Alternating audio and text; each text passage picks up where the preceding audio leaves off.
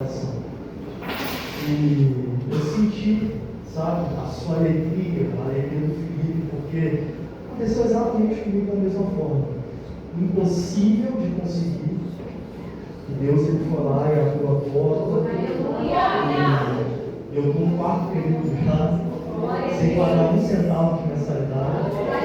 A mensalidade eu paguei por mês 11, 12 mil reais durante 6 anos. Não estou pagando nada. E tudo isso é Deus que faz. É Deus que faz. Isso é um incentivo, a testemunha que a irmã Rose deu, e essa minha experiência é um incentivo para cada pessoa aqui, especialmente os nossos jovens, não desistir dos sonhos de vocês. Porque no nosso impossível é a coisa mais simples para Deus fazer, ninguém faz. Palavra do Senhor no Evangelho de Marcos, capítulo 5, verso 1 ao verso 20. Marcos capítulo 5, verso 1 ao verso 20. Eu vou iniciar a leitura, para nós ganharmos tempo, vou fazer uma leitura mais rápida, e depois nós conseguiremos pausadamente que a palavra do Senhor quer falar conosco. Verso 1. Entre mentes, chegaram à outra margem do mar, a terra dos Gadarenos. Ao desembarcar, logo veio dos sepulcros, ao seu encontro, um homem possesso de espírito imundo, o qual vivia nos sepulcros, e nem mesmo com cadeias alguém podia prendê-lo, porque tendo sido muitas vezes preso com grilhões e cadeias, as cadeias foram quebradas por ele, e os grilhões despedaçados, e ninguém podia subjugá-lo. Andava sempre, de noite e de dia, clamando por entre os sepulcros e pelos montes, ferindo-se com pedras. Quando de longe viu Jesus, correu e o adorou, exclamando com alta voz: Que tenho eu contigo, Jesus, Filho do Altíssimo? Conjuro-te por Deus que não me atormentes. Porque Jesus lhe dissera: Espírito imundo, saí desse homem. E perguntou-lhe: Qual o teu nome? Respondeu ele: Legião é o meu nome, porque somos muitos. E rogou-lhe encarecidamente que os não mandasse para fora do país. Ora, passava ali pelo monte uma grande manada de porcos. Os espíritos imundos pediram a Jesus, dizendo: Manda-nos para os porcos, para que entremos neles. Jesus permitiu. Então, saindo os espíritos imundos, entraram nos porcos, e a manada, que era cerca de 2.000, precipitou-se despenhadeiro abaixo, para dentro do mar, onde se afogaram. Os porqueiros fugiram e anunciaram na cidade pelos campos. Então saiu o povo para ver o que sucedera. Indo ter com Jesus, viram o endemoniado, o que tivera a legião, assentado, vestido em perfeito juízo, e temeram. Os que haviam presenciado os fatos contaram-lhes o que aconteceu ao endemoniado e acerca dos porcos, e entraram a rogar-lhe que se retirasse da terra deles. Ao entrar Jesus no barco, suplicava-lhe o que fora endemoniado que o deixasse estar com ele. Jesus, todavia, não lhe permitiu, mas ordenou-lhe: Vai para a tua casa, para os teus, anuncia-lhes tudo o que o Senhor te fez e como teve compaixão de ti. Então ele foi e começou a proclamar em Decápolis tudo o que Jesus lhe fizera, e todos se admiraram. Amém, irmãos. Podemos sentar. Podemos deixar por aberto essa passagem, por gentileza. Grupo de missões. Missões sempre foram o objetivo da igreja. Sempre. A missão, ela se inicia com Deus Pai. Inicia-se com Deus na eternidade, designando Jesus como sacrifício pela expiação, pelo perdão dos nossos pecados. A missão é quando alguém de maior autoridade delega a alguém de menor autoridade um comissionamento, uma ordenança, uma obrigação, um mandato. E a pessoa de menor autoridade precisa cumprir o que ela recebe daquele que está investido de maior autoridade. Este comissionamento. Nós sabemos que não existe ninguém acima de Deus. Ele é pré-existente, Ele é suficiente, Ele não tem início de dias. Nós entendemos um pouco o conceito de eternidade quando nós pensamos em Deus que é eterno. Deus, como não tinha ninguém acima dele, ele delega uma missão a ele mesmo, e ele mesmo executa. Ele delega a si a missão, ele executa a missão, no sentido de que ele separou a Cristo como oferta pelo pecado antes da fundação do mundo. O Pai fez isso na eternidade.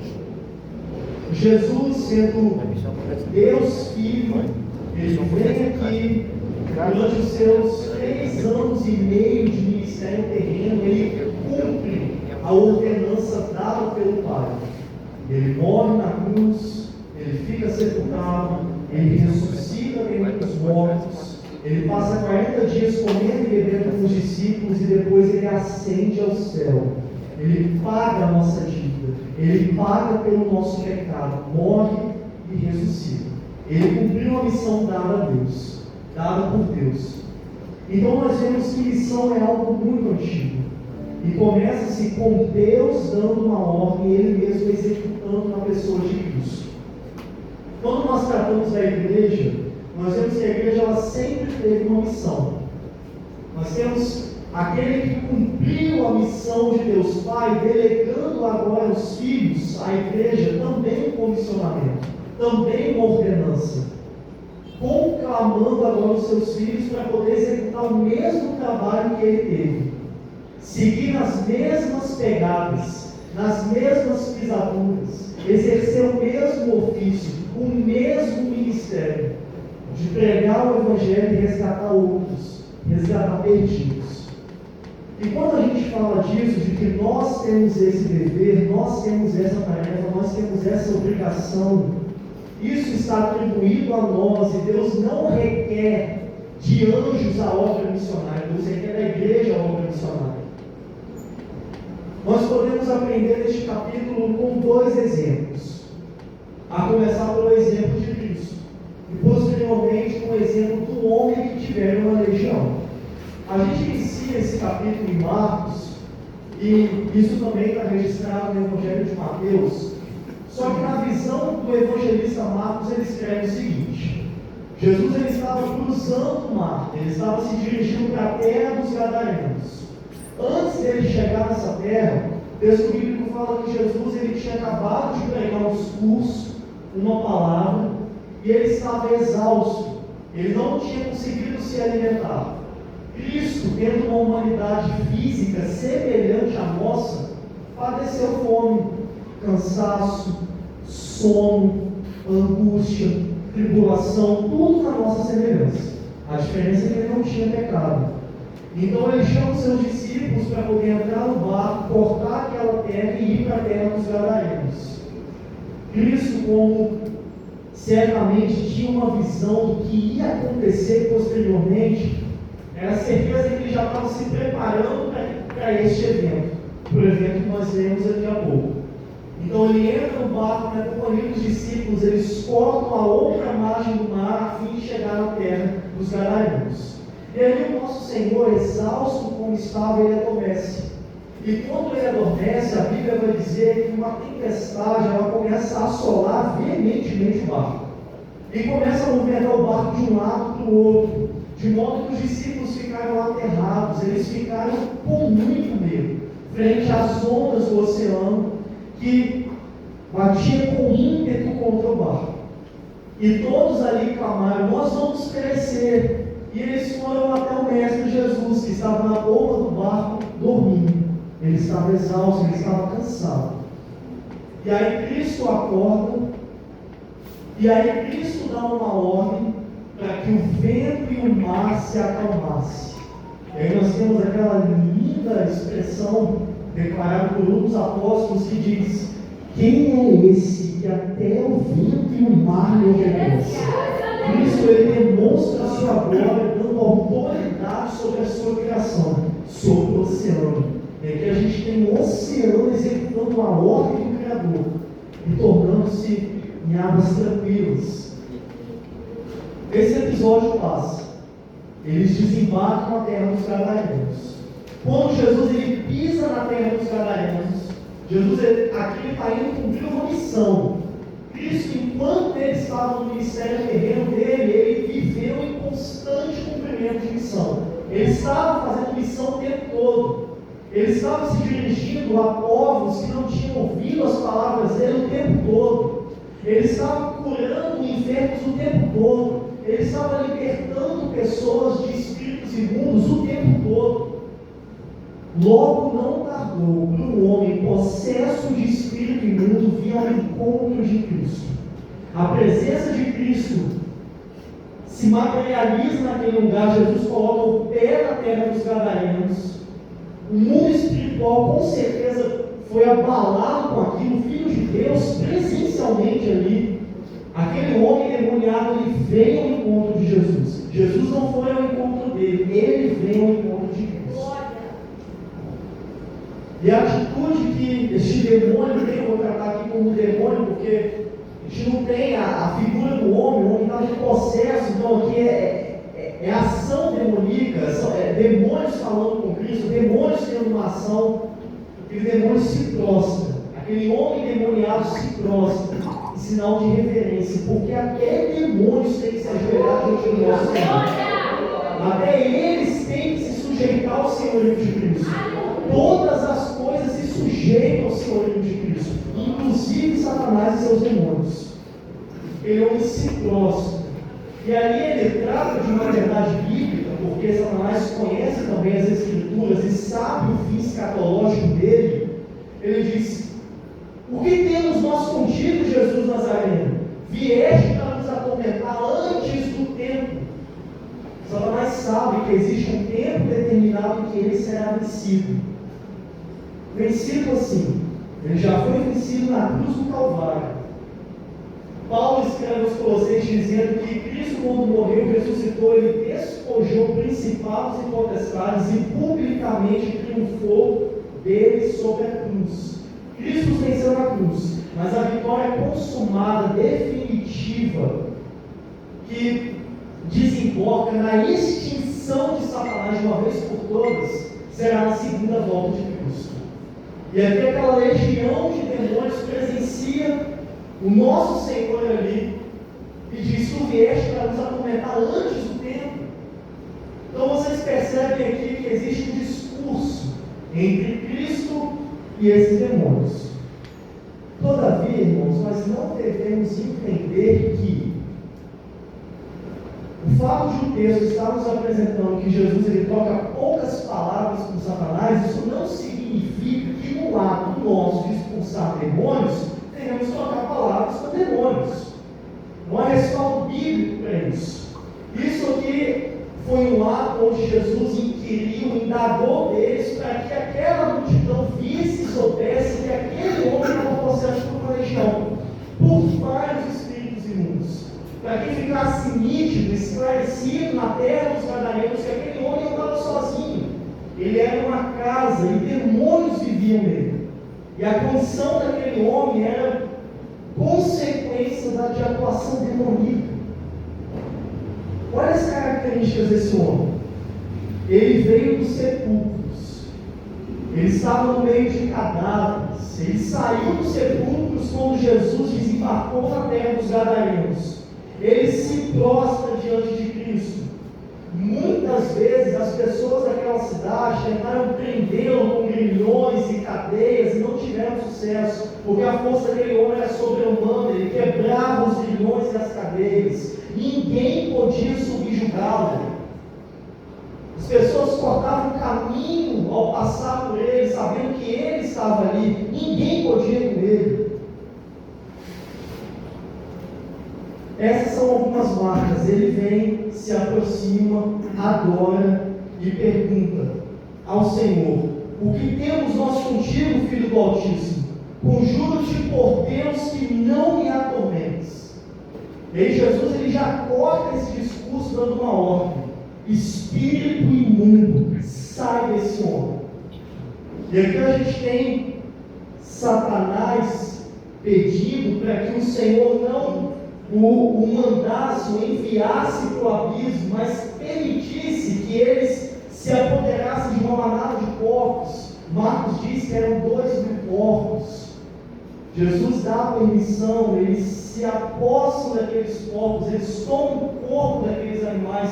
A Bíblia fala que eles ficam desnorteados, desgovernados, e eles caem desse despenhadeiro abaixo, gerando um grande prejuízo para a economia daquela cidade. Mas a questão aqui é a seguinte: como nos tempos antigos, como no tempo de Cristo, nós ainda travamos guerras espirituais. Nós ainda travamos batalhas espirituais. É fato que Satanás ele não detém domínio sobre o mundo. O reinado de todas as coisas foi concedido a Cristo quando ele assentou-se à direita de Deus nas alturas. Todavia, ele ainda exerce influência sobre pessoas. Ele ainda subjuga pessoas. Ele faz de pessoas cativas. Ele faz com que pessoas fiquem aprisionadas, atormentadas. Ele faz com que pessoas fiquem vítimas do trabalho dele, da ira dele, das ações dele. Satanás ele influencia nos nossos dias. E aqui nós estamos diante de uma guerra espiritual, de uma batalha espiritual.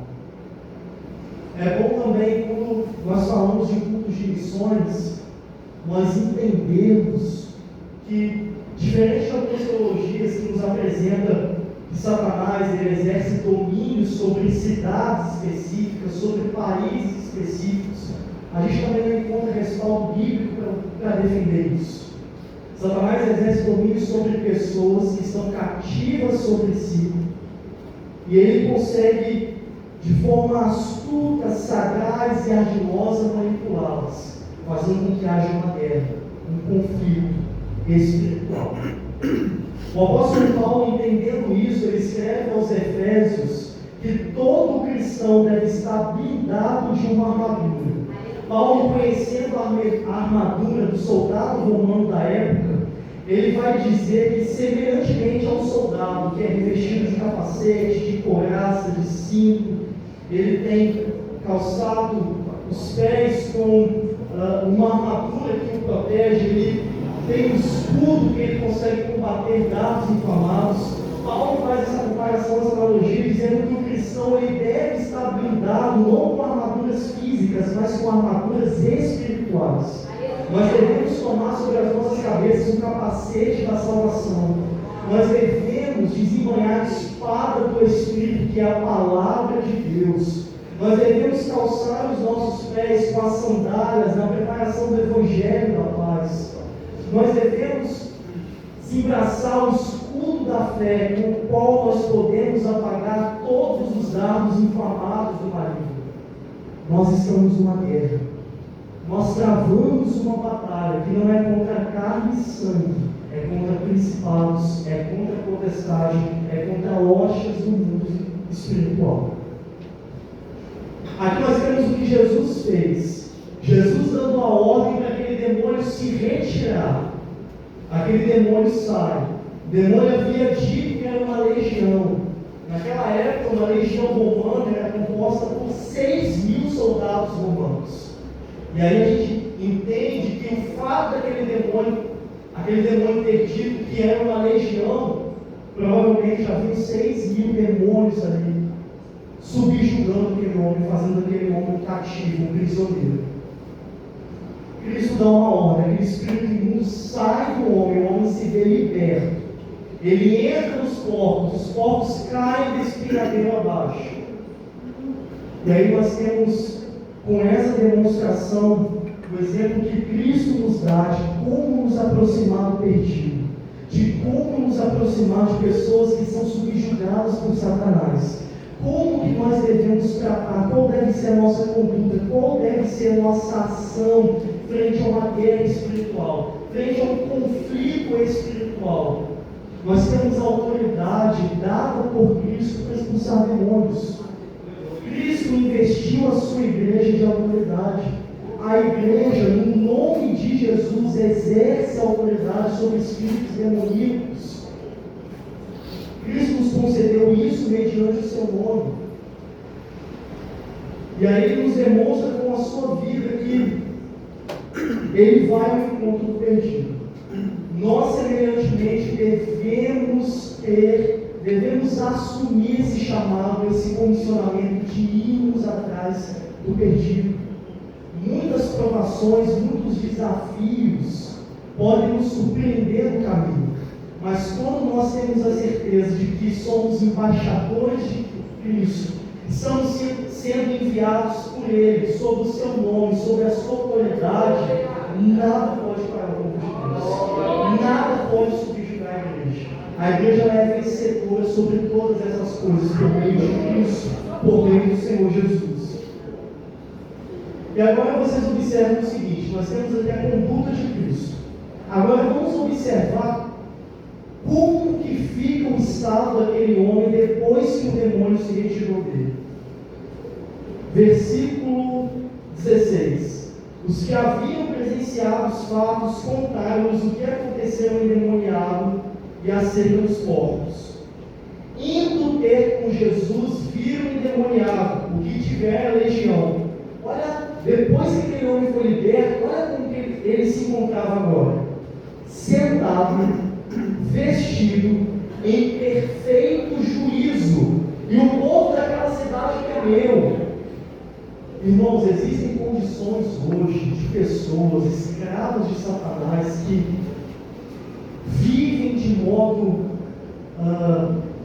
a alucinar, vivem uma vida oprimida, mas quando elas têm um encontro com Cristo, elas podem ser totalmente libertas, elas podem se ver livres totalmente da opressão do jugo de Satanás, e do perfeito juízo.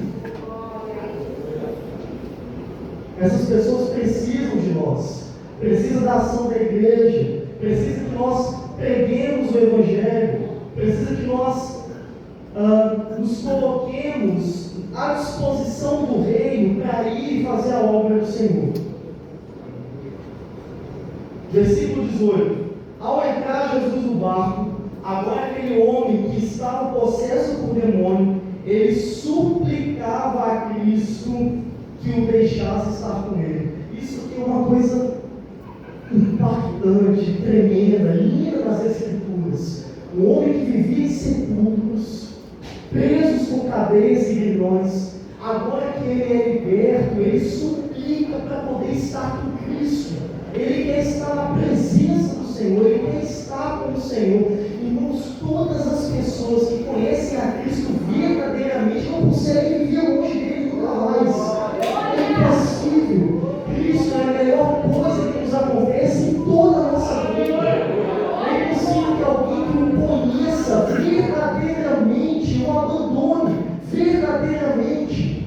É claro que pode ter eventuais episódios de desvio, da pessoa dar um passeio lá fora, mas se ela foi regenerada, o Espírito Santo a incomodará e ela não conseguirá ficar perpetuamente longe da presença de Cristo. É impossível vivermos longe da fonte da vida. Aquele homem queria estar com Cristo, ele queria estar com Jesus, na companhia de Jesus, indo para onde Jesus estava indo, ouvindo as palavras de Cristo, vivendo o ministério juntamente com Cristo, andando com Cristo, comendo com Cristo. Ele queria estar com Cristo. Isso é a melhor coisa que pode acontecer na vida de alguém quando alguém conhece a Jesus.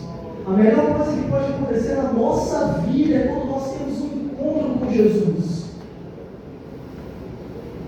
E aí o que me surpreende é que durante o ministério de Jesus houve alguns momentos em que ele chamou pessoas, em que ele arrebatou pessoas para si, em que ele deu uma ordem e pessoas pagaram tudo o que estavam fazendo para poder seguir. Nós temos a semelhança disso. Pedro e André, que eram irmãos, estavam lançando as redes ao mar. Jesus os chamou, eles deixaram as redes e seguiram a Cristo. Nós temos João e Tiago, filhos de Zebedeu, eles consertavam as redes. Jesus passou pela praia e os chamou, eles deixaram as redes, ou seja, profissão, deixaram o pai e a família, e foram seguir a Cristo. Nós temos Levi, também chamado de Mateus, estavam na coletoria, era publicando. Jesus os chamou, ele largou a profissão, foi viver exclusivamente com Cristo. Aqui a gente está tratando de homens que viveram integralmente o ministério, por isso o fato dele ser deixado público. Mas a gente percebe que durante o ministério de Cristo houve momentos em que Jesus chamou pessoas, arrebatou pessoas para si. Ele deu uma ordem e a pessoa o seguiu, e pessoas o seguiram. Só que aqui nós temos o inverso disso. Nós temos um homem ansioso por estar com Cristo, um homem desejoso por estar com Cristo, e nós temos uma ordem de Jesus para ele que num primeiro momento pode nos surpreender. Aquele homem pede para estar com Jesus, e Jesus diz o seguinte, versículo 19: Jesus todavia não lhe permitiu. Pense nisso, o homem que queria seguir a Cristo foi liberto, queria estar com Jesus. Jesus, em vez de recebê-lo para estar com ele, Jesus não permite que o homem estivesse com ele. Por que Jesus não permitiu? Por que Cristo deu um não para ele? Por que Jesus chamou alguns para estar junto com ele durante o ministério, para esse homem que foi liberto, não queria mais nada, só queria a presença de Cristo? Jesus diz: não, você não vai. Jesus tinha em vista algo que aquele homem naquele momento não tinha em vista, mas Cristo tinha. Versículo 19: Jesus não lhe permitiu, mas lhe deu uma ordem dizendo: vai para a tua casa, para os teus, anuncia-lhes tudo o que o Senhor te fez e como teve compaixão de ti. Nós temos aqui o nascimento de um homem missionário. Cristo disse não, aquele homem queria o seguir. Cristo disse não, Jesus tinha em vista uma obra maior. Que obra é essa?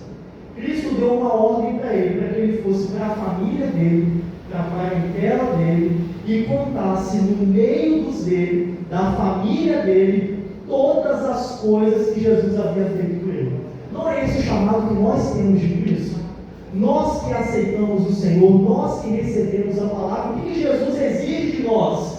O nosso ID, a pessoas que não o conhecem, para nós contarmos a essas pessoas tudo o que Jesus fez por nós. Tudo que Jesus fez a nosso respeito, como que Ele nos libertou de vícios, como que Ele nos libertou de cadeias, como que Ele nos libertou de jugo, de aprisionamento, de escravidão de Satanás. Esse é o nosso chamado, esse é o objetivo da nossa vida, ir e anunciar entre os nossos, as pessoas, tudo o que Cristo tem feito por nós, a começar pela nossa família. O Evangelho de João, lá no capítulo 1, vai dizer que Jesus estava iniciando o ministério. E aí ele vai ter um encontro inicialmente com André, irmão de Pedro. André é um dos primeiros apóstolos que Jesus chama para o colégio apostólico. E é um dos primeiros que Jesus encontra, quando Jesus ele é batizado por João nas águas do Rio Jordão, e ele inicia o seu ministério por 30 anos. Ele encontra André primeiro. Quando ele chama André, a Bíblia fala que André creu nele, e creu que ele era o Filho de Deus. Depois ele tem um encontro com Filipe, que também foi daqueles que participou do discipulado de Cristo. Filipe anuncia Natanael. Só que a atitude de Pedro, de André, quando ele tem um encontro com Cristo, é que André vai inicialmente na casa dele, na família dele.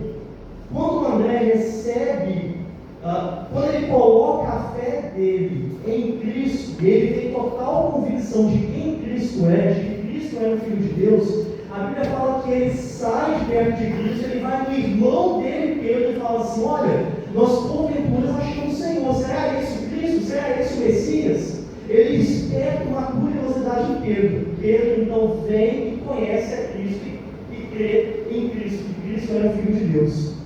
Olha a conduta desse homem. Ele vai para a família dele, ele recebe o chamado, ele começa lá na casa dele, ele começa na família dele. Antes de pensar nos judeus, antes de pensar na linhagem dele, antes de pensar nos amigos dele, ele recebeu a notícia de que Jesus era o Messias, ele vai até o irmão, ele quer partilhar de Cristo com o irmão. Ele fala: olha, nós achamos o Messias. Nós encontramos a Cristo. Vem, Pedro, então vai.